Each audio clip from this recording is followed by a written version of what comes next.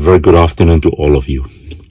Now, some of you may have read today the comment that Elon Musk made. He said Singapore is going extinct. And he said that in response to someone who told him that the total fertility rate in Singapore is a dismal 0.97. And Elon Musk is right. That's what I have been saying for a long time. Yeah. I haven't done the exact maths, but look here. It takes 2.1, a TFR of 2.1, for the population to even just replace itself. When you are down to below 1, your population is just declining, right? By half, over a short period of time, relatively short period of time, all right? And I don't know, maybe by the end of this century, maybe into the first quarter of the next century, I would imagine, there would be hardly any Singaporean-born Singaporean left. Yeah? And what is the PAP's answer to all of this? They have no solution, my friends. Over the decades and over the first 20, 25 years of this century, the TFR has kept dropping. You may have the Josephine Teo, the Indrani Raja come to helm the Department for Population Growth or whatever. They have absolutely no clue. Yeah, absolutely no clue. And the TFR keeps declining precipitously.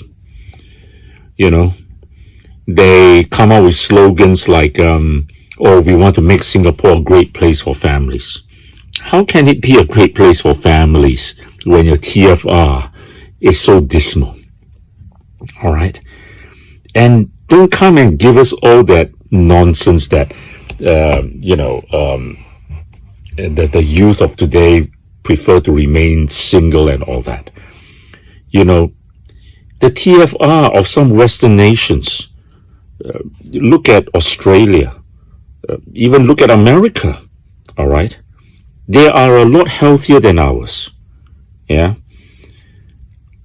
It boils down to one thing, and you can't say that those societies are not as educated as ours. No, you can't. It boils down to one factor, the cost of living. And, I have visited many parts of Singapore, gone on walkabouts in many areas in Singapore, and I have heard from the youths of Singapore and from their parents how difficult it is for young people these days to move out on their own. When public housing, which was once almost the birthright of Singaporeans, has become so astronomically expensive that the youths now are staying with their parents until they're 28, 29, 30, sometimes even beyond 30. Yeah. And people have to make real calculations. It's not just throwing baby bonus to them. I'll give you 3,000 this year, give you 4,000, whatever. What, you expect the youth of Singapore to bring up a child based on 3,000 or 4,000 which you throw them today? How much is the cost of university? Yeah. And instead of devoting most of the scholarships to Singaporeans, MOE, Ministry of Education, gives out hundreds of millions of scholarships to foreign students every year. And Singapore parents then have to spend their hard-earned money. Sometimes they have to borrow. Many times they have to borrow in order to send their children overseas. So, my friends, all these factor into the thinking of our youths today, whether to start a family or not. And I'm not surprised. I'm not surprised that the TFR is a dismal 0.97%. And it is precipitated by the ideology of this PAP government. How long have we heard them tell us, oh, we must bring in foreigners. We must have foreign talent. All right. Foreigners create jobs for Singaporeans.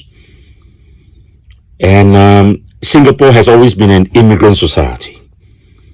And America is an immigrant society. That is why America is so strong. Let me correct a few facts, my friends. America is always brought up as the shining example of an immigrant society. But do you know that despite having a much longer history of immigration than Singapore, and immigrants have been going into America for the last 200 odd years, all right, ever since its founding. The percentage of immigrants in American society today is about 14%. Do you know what is, by comparison, the percentage in Singapore?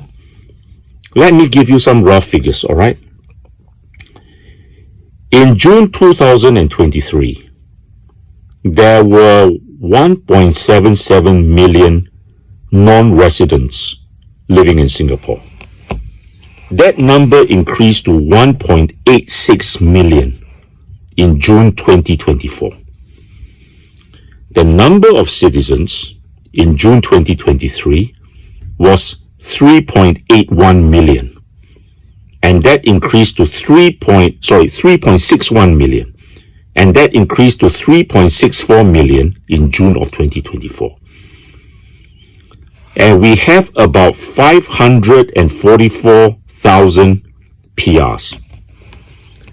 So let's discount the PRs. Just the non-residents compared to the citizens, all right, the non-residents are about 31% of the population. I don't know, you add in the PRs, you know, it increases. All right? So that is our society today. And of course, you have heard Singaporeans complain bitterly how over the last 2 decades, foreigners have displaced them in jobs because the foreigners are happy with a lower salary, which the Singaporeans cannot live on. Yeah.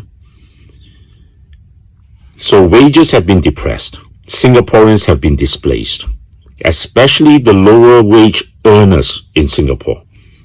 Okay. My friends, we cannot have a society where the ideology is it does not matter if the birth rate is declining. We can always replace native Singaporeans with foreigners. All right? My opinion is this. There is no point in having reserves for future generations, as the PAP would like to put it, when there may not be future generations of Singaporeans to save for. I don't think Singaporeans like the idea of saving for future generations of foreigners. There is no point in Lim Tean buying expensive F-35s or German submarines to defend future generations of non-Singaporeans. Yeah. I make this promise to you. If I am in government, I will never allow that Singaporean to be replaced or displaced in his own country by a foreigner. Thank you.